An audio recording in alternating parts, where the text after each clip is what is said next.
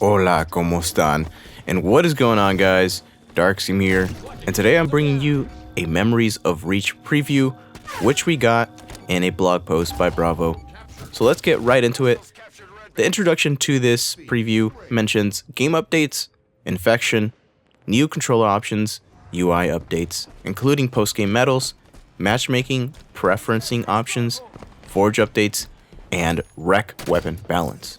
Now, one of the things I did find most interesting about this was the fact that there will be matchmaking preferencing options as there was in past Halo titles.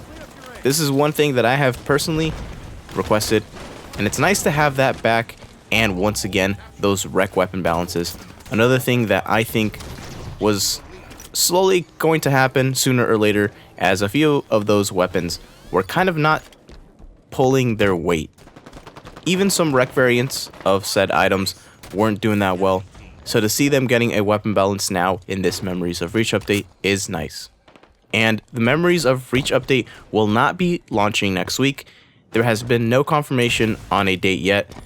Usually, before we get a date on the update, we get an update preview live stream, so we'll have to wait for that sometime next week. Maybe we'll get some information. So hopping into the first bit of news, the infection details have finally come, and it's looking like the total player count for infection will be 12 players. Number of rounds as well will be 4 for one game, and each round time limit is 3 minutes. And of course, we're getting a few custom game options that are a little new. One that is stated as quote-unquote last squad standing, and of course Spartans will have all their Spartan abilities, and the infected will have the thrust ability, smart scope ability, and stabilize ability. And we're also getting some new medals because of this new infection game type.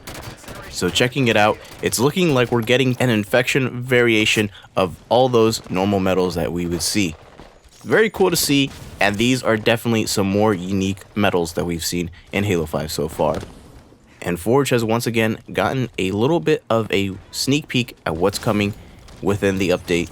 The image showing a dead jackal can only really be assumed as to having a sort of prop being new in Halo 5, and of course we're looking at that skull. Not sure if that is new or not. Hopefully we get a few more quality items going on in Forge. And hopping right into the rec sheet, there are a ton of few things, some familiar, some new. The new arena map that we will be getting is the arena map Stasis, and we've gotten a glimpse of that in the preview for the Memories of Reach video that we saw earlier, and of course infection. And one of the things that I believe a lot of people have already kind of known about, but it's finally being released, is that Brute Plasma Rifle as a rec item.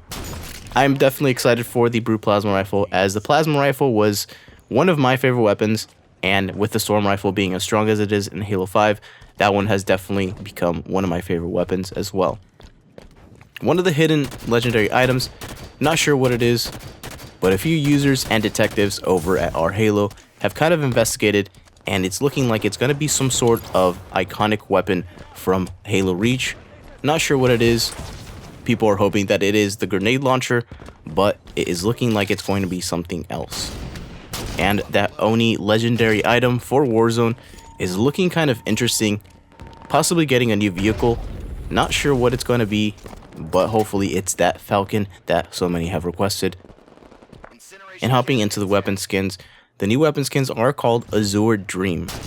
Some more blue and white weapon skins with a hint of green on every single item. And the higher quality weapon skins, they're looking like they are the weapon skins that were exclusive before, but now they are being released to everybody else. So if you guys still don't have these weapon skins, you'll be happy to know that they are coming in the Memories of Reach update. And the new visor color is royal, kind of a pinkish purplish gradiency to it. Once again, not really sure if it's going to look good or not. And the armor that is revealed to us is Emil's armor, titled as Wrath. And that hidden armor is obviously Noble Team's armor, so you will be getting Emil's armor as well as everybody else on Noble Team. The stance revealed to us is Brutalist. And for the emblems, we're looking at a few familiar ones. Anti-Dottie, hopefully that one is animated. That one is definitely one of the ones that I believe would benefit from being animated. And the drone and the number 10 emblem. Nice to see that we aren't getting too many emblems this time around in the update, and they're going for a few more interesting items. And last but not least, we're getting a new kind of variation on assault rifle, battle rifle, SMG, and DMR. Not sure what it is. It's looking like it's some sort of target indicator. Might be an interesting weapon to use. Hopefully we'll get a preview of that soon enough. And hopping into the rec weapon balance, a quick breakdown of what 343 is essentially doing with all these rec weapon balances is 343 has access to a ton of data that tells them whether a weapon is balanced or not. Meaning, is the weapon that you are currently using too strong for its own good, or too underpowered, underperforming, and needs a little bit of a buff. And I'm happy to say that the two weapons that I wanted updated and kind of tuned up will be updated, and that is the Plasma Caster and Hydra Launcher. I previously talked about what I believe the Halo 5 sandbox needed to be a little bit more balanced, and now that the Plasma Caster and Hydra Launcher are being updated, I am happy and excited to finally get my hands on those updated weapons. So for the Plasma Caster, one thing that they found is that the cluster grenades weren't being really effective. Sure, you could use the Plasma Caster's single fire mode, but for the most part, using the cluster grenades wasn't as effective as it should have been. So the cluster grenades have been updated. They are a little bit more effective now, and when charging that cluster grenade shot, it will have less of an arc. Meaning when you shoot your cluster grenades, they will shoot straight forward instead of arcing and throwing off your aim. And being updated as well is the regular grenade shot, which will explode a little bit faster after bouncing. Not sure how this will affect the weapon, but seeing as the most effectiveness for the weapon was to shoot it around corners, a kind of quote-unquote indirect fire towards your enemies, it'll be interesting to finally pick up this gun again after the update. And for the Hydra Launcher. The Hydra Launcher once again has a few problems.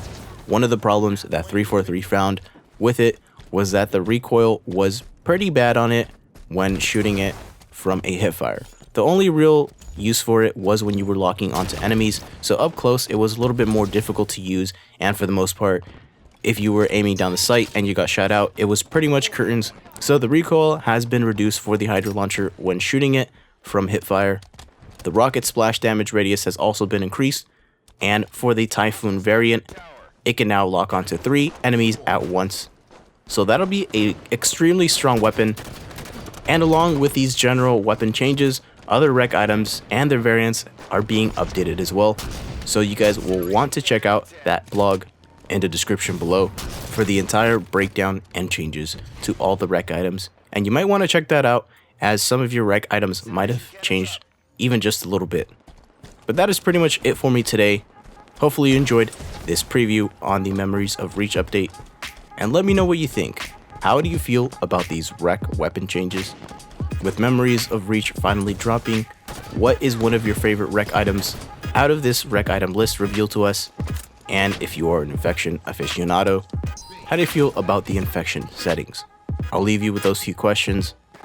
And as always, I'd like to thank you all so much for watching, and I will see you next time.